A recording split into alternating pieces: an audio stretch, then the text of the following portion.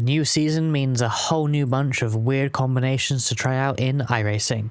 This series breaks down all the odd combos, weird track layouts, and just difficult races you can do in iRacing each week in official races.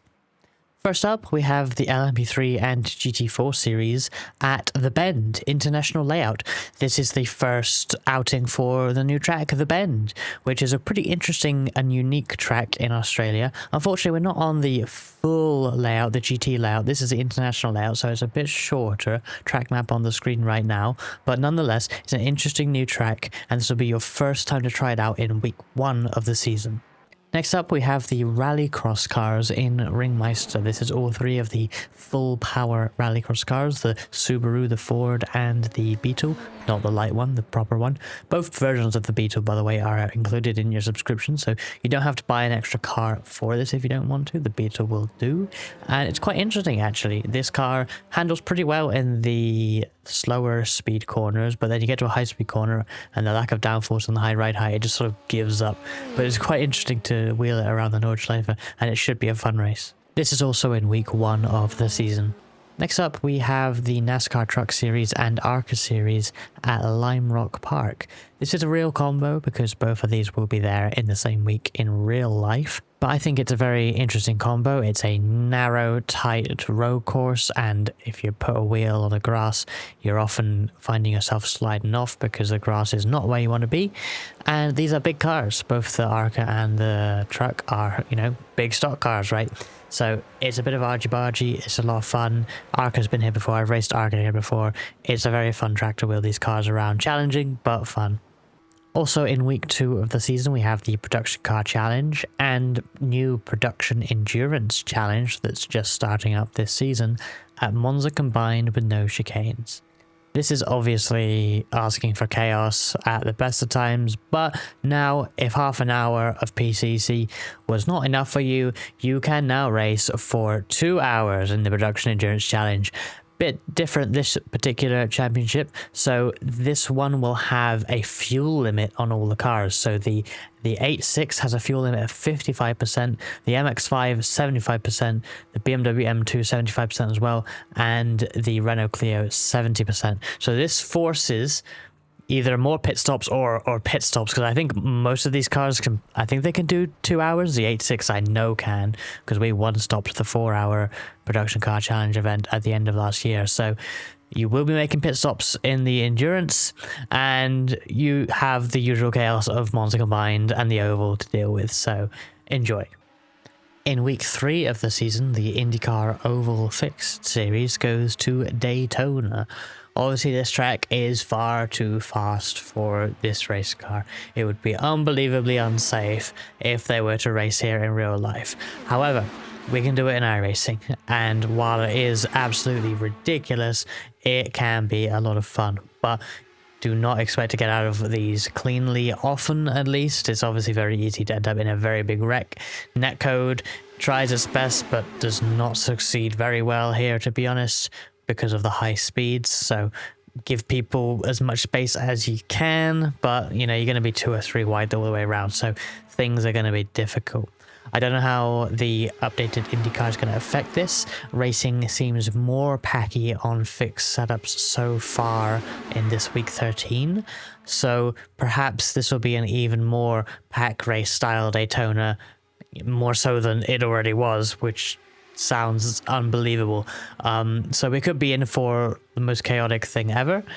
So this is one to check out if that interests you.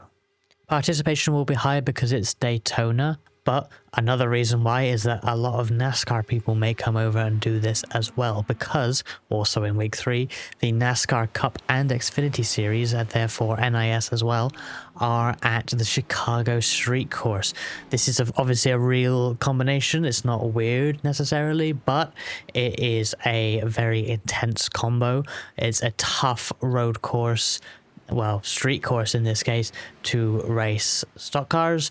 Possibly one of the most challenging rounds on the full NASCAR calendar, depending on who you ask. So this is a tough one, and as I say, it's an Xfinity fixed and open. It's in A class, fixed and open, and NIS as well, which is kind of short. It's kind of a short race in real life, so when you do 50% for NIS, I think it's only a little bit longer than A open, which is a bit of a shame, but it's a pretty tough test even at that length, so that's why I want to check that out this week.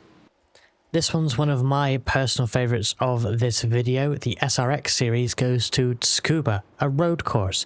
This is the first time for official SRX series in iRacing to do a road course, which makes the series really interesting because it has asphalt oval, dirt oval, and road course. That's 3 disciplines. I don't think anything else in iRacing has 3 disciplines, so I think that's cool. And SRX will be there in week 4. I'm trying to get a slot going with my community this season since SRX is quite a dead series, unfortunately. Currently, we're planning on Fridays and Sundays. There's a few options going. I'll put them on the screen now. Let me know in the comments below what you prefer. I'm going to try and run all 3 of these for this season if I can, as best I can. And hopefully one of them or more than one of them will stick and we can get a bit of an SRX community going. Feel free to join my Discord if you like, link is in the description below. I'm sure we'll be discussing tips and tricks for the car and the community races as they happen. Also in week 4 we have the Advanced Mazda series and the Porsche Mission R, both at the Bend GT. Now we've had the Bend already, but this is the full circuit. I'll put the layout on the screen now. This is the massive version of the Bend. I believe this is the 2nd longest permanent road course in the world, so it's quite an interesting track to race. I think it's a surprisingly interesting layout. There's some camber to some corners, some which really catch you out. A hard track to learn, especially because I'm sure none of us know it yet, but give it a go. I'll be spending some time in the Mission R during week 4 to get used to it and get better at it, because I've been waiting for this track for a long time. It's a lot of fun, and these are the first 2 opportunities in week 4 where you can race the full layout.